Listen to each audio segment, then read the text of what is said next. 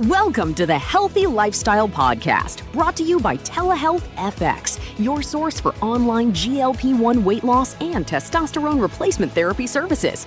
Visit telehealthfx.com to get medically guided access to weight loss peptides like semaglutide and tirzepatide delivered right to your home. That's telehealthfx.com. Now, here's your hosts.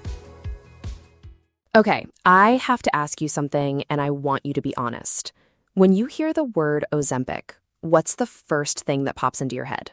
Honestly, some mix of celebrity gossip and my aunt's group chat. It feels like everyone has an opinion about these weight loss medications, but nobody actually agrees on what they do. Right, and that's exactly why we're doing this episode. Because somewhere between the TikTok hot takes and the Facebook conspiracy theories, there's actual science. And today, we're going to walk through it together. This is one of those topics where everybody's cousin has a story. My cousin lost 40 pounds and feels amazing. My coworker's mom tried it and got really sick. So which is it? It's both, honestly, and neither, all at the same time, because it depends so much on the individual. That's kind of the whole point of today's episode. So let's set the stage. We're talking about GLP-1 medications today. That's glucagon-like peptide 1, which is a mouthful, so we'll just call them GLP-1s like everyone else does. You've probably heard the brand names: Ozempic, Wegovy, Mounjaro, Zepbound. Some of those are the exact same drug, just approved for different uses, and some are a slightly different type of medication. We're going to keep this at the plain English level. Which, by the way, listeners, if you've ever felt confused trying to figure out the difference between these, you are not alone. It is genuinely confusing, even for people who follow health news closely. Totally fair. So let's talk about why this matters right now. Searches for weight loss medication have exploded over the last couple of years. A recent healthcare industry survey found that roughly 1 in 8 adults has taken a GLP-1 medication at some point, and a meaningful chunk of those people are using it specifically for weight management. That's a huge shift. This isn't a niche thing anymore. This is dinner table conversation. Exactly. And when something goes from niche to mainstream that fast, the myths spread just as fast as the facts. So that's our job today, sorting out what's actually backed by research versus what's just internet noise. Before we go further, quick reminder for everyone listening. This episode is for education, not medical advice. We are not doctors, we're not going to tell you what's right for your body, and if you're considering any kind of weight loss medication, that conversation needs to happen with your own doctor who knows your full health history. Couldn't agree more. Okay, let's get into the science. So how do these medications actually work? The short version is they mimic a hormone your gut naturally produces called GLP-1. That hormone does a few things. It slows down how quickly your stomach empties, it signals to your brain that you're full, and it helps regulate insulin. So basically, your body already makes a small amount of this hormone after you eat. These medications just amplify that signal. Right, and that's actually really important context because it explains why appetite changes so much for people on these medications. It's not willpower being switched on, it's a biological signal getting louder. That's such a good point, because so much of the old school weight loss messaging was built around willpower and discipline, like it's a personal failing if you're hungry all the time. This research suggests hunger itself is way more biological than we used to think. A lot of obesity researchers have been saying this for years, that body weight regulation involves genetics, hormones, environment, and yeah, some behavior, but it's not just about willpower. These medications are basically physical proof of that. Let's talk about the research quality for a second, because I think this matters. These aren't sketchy supplements with one small study behind them.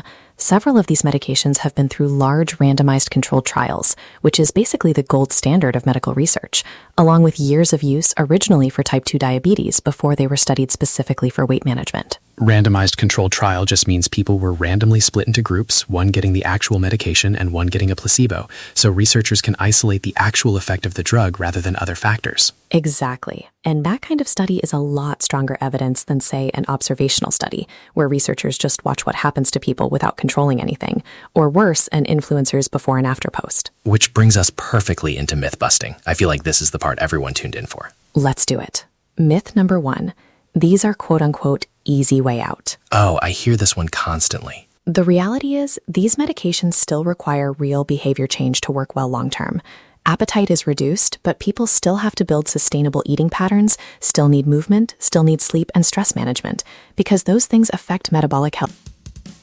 Today's episode is brought to you by Telehealth FX, your source for online GLP-1 weight loss and testosterone replacement therapy services. Visit telehealthfx.com to get medically guided access to weight loss peptides like semaglutide and tirzepatide delivered right to your home. That's telehealthfx.com. Now back to the show. Independent of any medication. And honestly, some people on these medications describe it as the opposite of easy. Side effects like nausea can be really challenging, especially early on.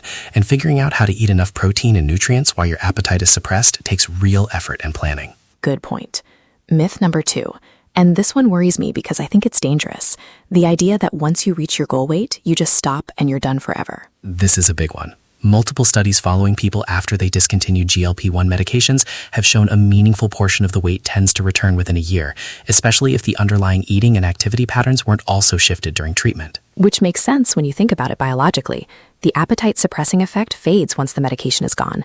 So if the hunger signals return to baseline and habits didn't fully change, weight often does return to some degree. That doesn't mean the medication failed. It means, like a lot of chronic health conditions, ongoing management is often part of the picture, and that's a conversation to have with a doctor rather than a personal failure. Myth number 3. All of these medications work the same way for everyone. Nope, individual response varies a lot. Genetics, starting metabolic health, dose, how consistently someone takes it, diet quality, activity level, all of it plays a role. Some people lose a significant amount of weight, others see a more modest response, and that's normal variation, not a sign that something's wrong with the person. I think that's the myth that causes the most emotional damage, honestly, because people compare their results to someone else's Instagram post and feel like they're doing something wrong. Which, side note, we should all just generally be wary of comparing our bodies to curated social media content. Rant over. Fair rant. Okay, myth number 4, and this one is really persistent, that these are basically the same as old school diet pills or fat burner supplements. Big difference. Older diet pills and many supplements on the market are largely unregulated, often lack strong research behind them, and can carry real safety risks. GLP-1 medications, at least the FDA-approved ones, went through rigorous clinical trials and are prescribed and monitored by medical professionals who track things like side effects and appropriateness for that individual patient. That monitoring piece is huge. This isn't something you're supposed to just order online without medical oversight, which unfortunately does happen and is genuinely risky. Huge red flag, honestly. If a source is selling these without any kind of medical evaluation, that's a serious concern, both for safety and for whether what you're even getting is legitimate. Let's talk about who these might be appropriate for and who really needs to pump the brakes. In general, current medical guidelines around GLP-1 medications for weight management focus on adults with a higher body mass index or adults with a somewhat lower BMI who also have weight-related health conditions, like high blood pressure or type 2 diabetes. But again, that's a general guideline, not a personal recommendation, and it's something only a doctor can properly assess for an individual. And there are absolutely people who should be especially cautious or need extra monitoring. That includes anyone with a personal or family history of certain thyroid cancers, people with a history of pancreatitis, people who are pregnant or trying to become pregnant, and older adults, particularly because of concerns about losing muscle mass and bone density alongside fat. That muscle mass point is honestly under-discussed. When you lose weight quickly, some of what you lose can be muscle, not just fat, which is part of why resistance training and adequate protein intake come up so often as recommendations alongside these medications. Which loops back to something we say on this show constantly. Nutrition and movement don't become irrelevant just because there's a medication involved. If anything, they become more important for preserving strength and metabolic health. Let's talk about common mistakes people make when they're on this journey, medication or not. Mistake 1, not eating enough protein. When appetite drops significantly, it's easy to just eat less of everything, but under-eating protein specifically makes it harder to preserve muscle during weight loss. Mistake 2, skipping the doctor visits once things seem to be going well. Ongoing monitoring matters, partly for safety and partly because dosing and approach sometimes need adjusting over time based on how someone's responding. Mistake 3, treating the medication as the whole plan instead of one part of a plan. The people who tend to maintain results longer term are generally the ones who also build sustainable habits around food, movement, sleep, and stress alongside the medication. Mistake 4, and this one's more of a mindset thing, comparing your timeline or your results to someone else's. Bodies respond differently, and that's just biology, not a referendum on your effort or worth. Such an important point to end on. Okay, before we wrap up, let's acknowledge the nuance here, because this is a nuanced topic. These medications are not evil and they're not magic. They're a medical tool. They work through real, well-studied biological mechanisms. And for the right person, under the right medical guidance, they've genuinely changed lives for the better. But they're also not appropriate for everyone. They come with real side effects and considerations, and they work best as part of a broader picture of health, not a replacement for it. Beautifully said. If you or someone you love is considering this path, the very first and most important step is a real conversation with a doctor. Someone who can look at full medical history, run appropriate labs, and figure out if this is a good fit, and if so, how to do it safely. All right, let's bring it home with our 3 key takeaways. Number 1, GLP-1 medications work by amplifying a natural hormone signal that reduces appetite. They're not a willpower switch, and they're not the same as unregulated diet pills. Number 2, individual response varies widely, and that variation is normal, not a personal failure. So try to release the comparison game. And number 3, these medications work best as part of a broader plan that includes protein intake, movement, and ongoing medical monitoring, not as a standalone fix. For your 1 action step this week, if this topic is relevant to you or someone you love, the assignment is simple. Write down 3 questions you'd want to ask a doctor about weight loss medication, even if you're not sure you're ready to have that conversation yet. Getting your questions on paper is the first step toward getting real answers. I love that as an action step because it takes 0 commitment beyond just getting curious. Exactly. Low pressure, high value. If this episode helped clear up some of the noise around this topic, do us a favor and share it with the person in your life who always sends you screenshots about the latest weight loss trend. They'll thank you. And if you haven't yet, hit subscribe so you don't miss next week's episode. We'd also love to hear from you. Drop a comment with your own experience or your own burning question about this topic, and we might tackle it in a future episode. Thanks for spending this time with us today. Be kind to your body, ask good questions, and we'll see you next time on Healthy Lifestyle Podcast. See you then. Thanks for listening. Be sure to visit our sponsor, Telehealth FX, your source for online GLP-1 weight loss and testosterone replacement therapy services.